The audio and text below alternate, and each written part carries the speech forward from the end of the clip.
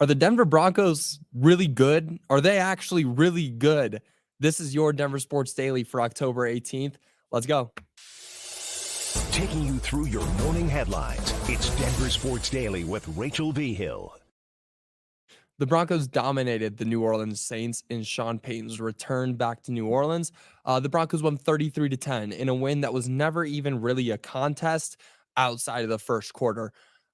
Bo Nix had 164 yards, but what really stood out was the running game. I mean, Javonte Williams rushed for 86 yards and 2 touchdowns on 14 carries, and Bo Nix also scrambled for 75 yards. The running game was really what kept us winning, what kept us growing out that lead. And I can't remember the last time I've seen a win like 33-10, an over 20-point win by the Broncos. And I'm sure I might be exaggerating that a little bit about not remembering it, but still, like, that's the Saints earlier this year after they went 2-0. Everybody was like, "Oh, these guys are going to the Super Bowl. Oh, the Saints are so good." And maybe they're not. And fair, the Saints were a little bit injured. I might give them a little bit of that. But that team is still pretty good. And we went out there and we dominated them without our best player on defense and Patrick Surtain.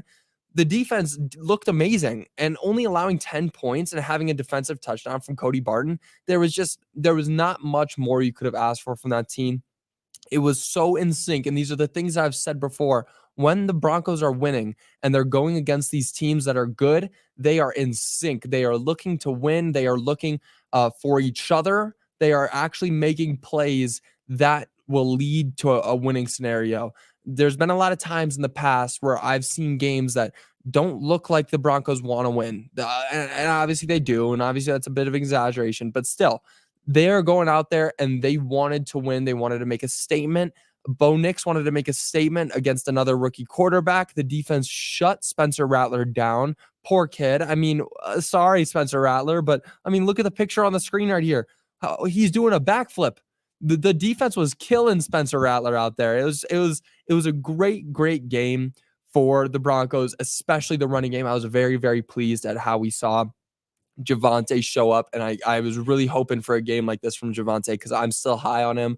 I have a lot of hope for him. So it was exciting to see him get back out there and make some plays for 2 touchdowns. That's amazing. So congratulations, Broncos. That's huge. Now, more on the Broncos. They did waive their rookie running back, Blake Watson. Wow, that's a tongue twister. He was waived before the matchup yesterday with the Saints. With the 3 players that are coming off injured reserve, there was no place for Watson to stay. With Baron Browning, Mike McGlinchey, and Damari Mathis, they all came off of IR yesterday before the game. And surprisingly, after Audric Estime's injury earlier, Watson only played 2 snaps for the team, 1 on offense and 1 on defense or special teams. So it's hard when a rookie doesn't really get a chance to show out, but he wasn't looking very great in the preseason, and he didn't really have many opportunities to show what he could do in the regular season. But, when you got rookies like that, there's only so many spots on the team. And with those 3 players, Baron Browning, Mike McGlinchey, and Damari Mathis all coming back, there's got to be cut somewhere. And those players are very important, and them coming back is huge. And we saw it translate to the game yesterday. But yeah, Blake Watson, I'm sorry about that, but there are cuts that have to be made on the team. And unfortunately, it was you. Moving on, Nikola Jokic was ranked the best player in the NBA. ESPN rolled out their list of the top 100 players in the league. Michael Porter Jr., Jamal Murray, Aaron Gordon, and Nikola Jokic all made the list, as they should. MPJ ranked 89th, falling from 68th last year. So a bit of a fall off. And I think part of that comes from the end of his season, how he kind of looked towards those last few games and in the playoffs. He was really shut down by the Timberwolves. So unfortunately, he fell quite a bit, over 20 spots. Aaron Gordon actually rose 2 spots from 51 to 49. So he's in the top 50 now.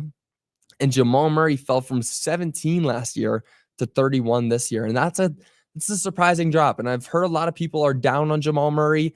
I'm not. I'm high on Jamal Murray. I think he's going to be great.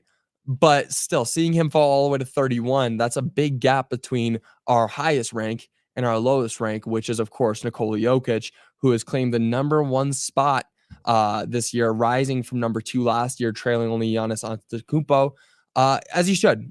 And I've said it before, Nikola Jokic is the best player in the world. in basketball in the last couple of years. He is dominant. He just there's not there's no players like him, really. There are players that have aspects of him, but seeing somebody who's 6'11", I think he's 6'11", he should be a power forward, passing the ball like that, playing center, he's jumping this high, and he's dominating the league, dropping triple doubles every night. Of course he's going to be first place. He has to be. There's no other player that I've ever seen that plays as good and as efficient and as skilled as Nikola Jokic does. So congratulations, Jokic. You deserved it. We're very excited to see how this new season goes. I'm 100% riding behind you. I think that the Nuggets are going to make a deep run this year. Some are saying that the window's closed.